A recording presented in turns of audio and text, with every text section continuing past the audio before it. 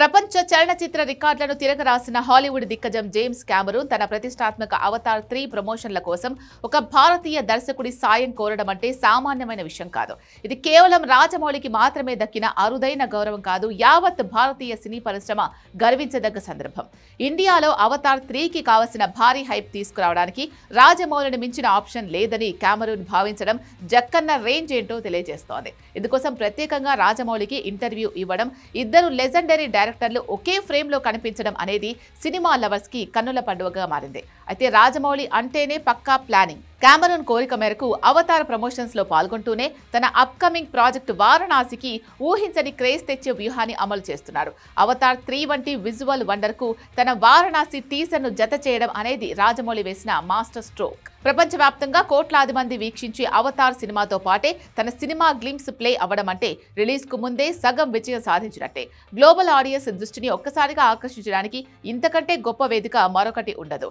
RRR సినిమాతో Oscar వేదిక వరకు వెళ్లి వెస్ట్రన్ ఆడియన్స్ లో రాజమౌళి ఒక బలమైన ముద్ర వేశాడు. ఆ సినిమాతో ఓపెన్ అయిన గ్లోబల్ మార్కెట్ ఇప్పుడు వారణాసితో పర్మనెంట్ చేసుకోవాలని జక్కన్న గట్టిగా నిర్ణయించుకున్నాడు. అందుకే కేవలం ఇండియన్ మార్కెట్ పైనే కాకుండా ఇంటర్నేషనల్ బాక్స్ ఆఫీస్ ను టార్గెట్ చేస్తూ డే 1 నుంచే ప్రణాళికలు రచిస్తున్నాడు. అవతార్ 3తో కొలాబరేషన్ అనేది ఈ ప్లానింగ్ లో ఒక భాగం మాత్రమే.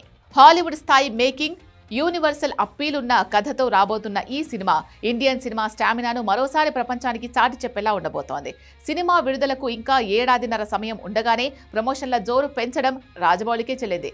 టీజర్ రాగానే super star Mahesh Babu, global star Priyanka Chopra, versatile actor Prithviraj Sukumaran రంగంలోకి దిగారు. వీళ్లు అప్పుడే ప్రముఖ హాలీవుడ్ మీడియా సంస్థలకు ఇంటర్వ్యూలు ఇస్తూ సినిమాపై బజ్ క్రియేట్ చేస్తున్నారు. సాధారణంగా రిలీజ్ దగ్గర పడ్డాక చేసే ప్రమోషన్లను ఇంత ముందుగానే మొదలుపెట్టడం ద్వారా ప్రాజెక్ట్ స్కేల్ ఎంత పెద్దదో అర్థమవుతోంది. ఇది కేవలం సినిమా ప్రమోషన్ కాదు, ఇండియన్ సినిమాను గ్లోబల్ మ్యాప్ లో హైలైట్ చేసే ప్రయత్నం అంటున్నారు అభిమానులు. మొత్తానికి రాజమౌళి తన సినిమాలకు సరిహద్దులు లేవని మరోసారి నిరూపిస్తున్నాడు.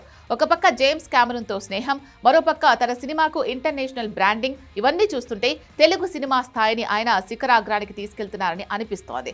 వారణాసి కేవలం ఒక ప్రాంతీయ సినిమాగా కాకుండా ఒక గ్లోబల్ ఈవెంట్ గా మారబోతోంది అనడంలో ఎలాంటి సందేహం లేదు. రాబోయే రోజుల్లో ఈ సినిమా గురించి ఇంకెన్ని సంచలనాలు వినాల్సి వస్తుందో అని సినీ అభిమానులు ఆసక్తిగా ఎదురుచూస్తున్నారు. అంతేకాదు వారణాసి సెట్ కు తాను వస్తారని, ఒక్కరోజైనా సెకండ్ యూనిట్ డైరెక్టర్ గా పని చేస్తానంటూ రాజమౌళిని సాక్షాత్తు జేమ్స్ కెమెరూన్ అడిగాడు. ఇంతకంటే జక్కన్నకు మరో గౌరవం ఉంటుందా? ఏదేమైనా రాజమౌళి రేంజ్ రోజు రోజుకి అలా పెరిగిపోతుంది.